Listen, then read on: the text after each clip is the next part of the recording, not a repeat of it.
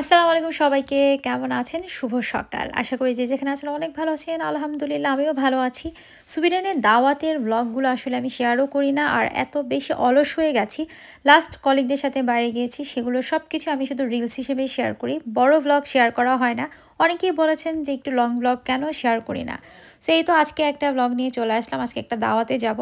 So ঘুম থেকে উঠে একটু বিছানা টিছনা গুছিয়ে নিয়েছি, তার আগে আমি গোসলও করে বের হয়েছি। তো ইকিয়া থেকে এই কোলবালিশটা সাকিব এনেছিল, ওর আসলে কোলবালিশ অনেক পছন্দ। সো দেশ থেকে আমি আনতে পারিনি, দেখলাম ইকিয়াতে আছে।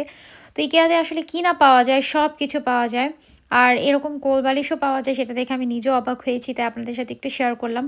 আর সকালবেলা অ্যাটলিস্ট বিছানাটা একটু ভালো মতো ঝেড়ে টেড়ে ক্লিন করে নিলে, বিছানাটা ভালো করে গুছিয়ে নিলে তখন কিন্তু খুব হালকা লাগে। আপনাদের কার কার এমন হয় অবশ্যই জানাবেন।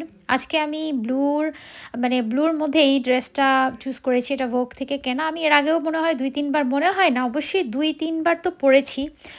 তো এটার সাথে মোটামুটি কন্ট্রাস্ট সব কিছু নিয়ে আমি একটু রেডিও হয়ে গেছি। আমি আসলে অনেক অলস, এবং মেকআপ ভিডিও শেয়ার করা তো আমার পক্ষে ইম্পসিবল, তাই সেজে গুজেই আপনাদের সামনে চলে আসলাম। আর একদম লাস্টে সেটিং স্প্রে দিয়ে একটু সেট করে নিলাম।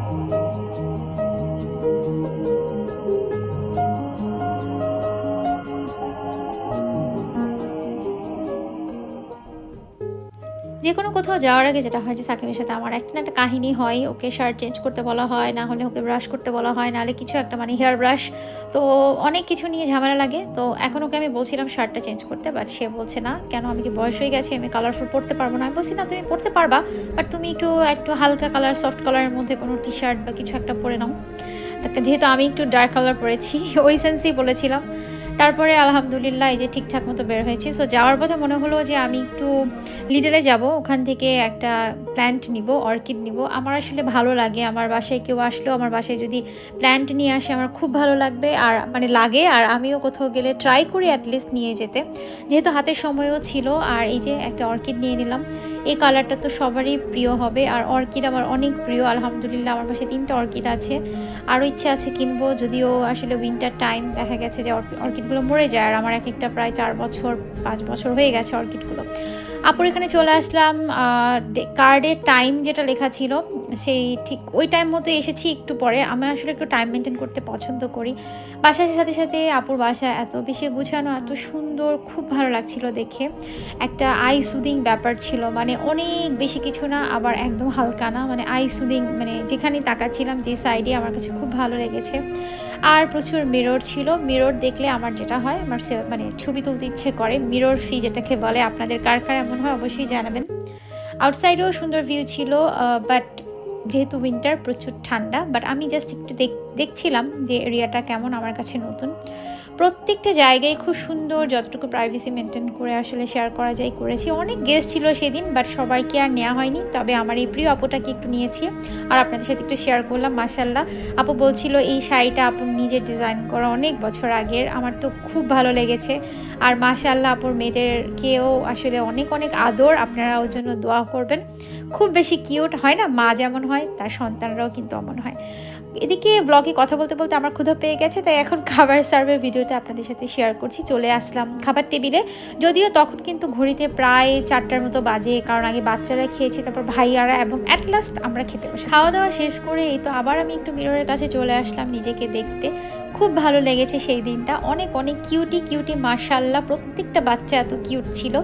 তো খাওয়ার পরে একটু গরম লেগে গেছে, আমি বারান্দায় চলে আসলাম। বারান্দায় একটু ঠান্ডা ছিল, তবে বেশিক্ষণ দাঁড়িয়ে থাকলে আমি অসুস্থ হয়ে যাব। আবার চলে গেলাম ভিতরে। আসলে সামারটা মনে হয় আপু অনেক এনজয় করে, কারণ এত সুন্দর একটা বারান্দা থেকে ভিউ দেখা যায়, খুবই ভালো লাগে। এদিকে গল্প আড্ডা তো চলছে। আমি হালকা পাতলা ভিডিও করে নিলাম। এদিকে রান্নাঘরেও কিন্তু একটার পর একটা রান্নাও হচ্ছে। তো হালিম আছে এবং চা করা হয়েছে, আমরা সবাই এখন চা খাবো, কারণ খাওয়ার পরে গল্প গুজবে যদি আড্ডায় চা না থাকে তাহলে কিন্তু হয় না। আর আমার প্রিয় একদম দুধ চা, খুবই খুবই মজা ছিল সেই চাটা। কালারটা দেখে নিশ্চয়ই বুঝতে পারছেন। ভাইয়ার নিচতলায় গল্প করছিল আর আমরা সব মেয়েরা উপরে বসে গল্প করছিলাম। আর গল্প করতে করতে যে চায়ে চিনি ছাড়া আমার হয় না। চা খাওয়া শেষ করি, এখন কেক কাটার পালা। মজাদার কেক 2টা দেখে তো অনেকক্ষণ ধরে লোভ লাগছিল, আর এগুলো আপু নিজ হাতেই বানিয়েছে। মাশাল্লাহ মাশাল্লাহ, সময় এসেছে। আপুর একমাত্র ছেলের 9 বছর হয়েছে, ওর জন্য দোয়া করবেন সবাই। এখানে যে কয়টা বাচ্চা আছে সবার জন্য দোয়া করবেন। আর ওই যে কোনায় সাকিবকে দেখা যাচ্ছে, আমি একটু নিলাম।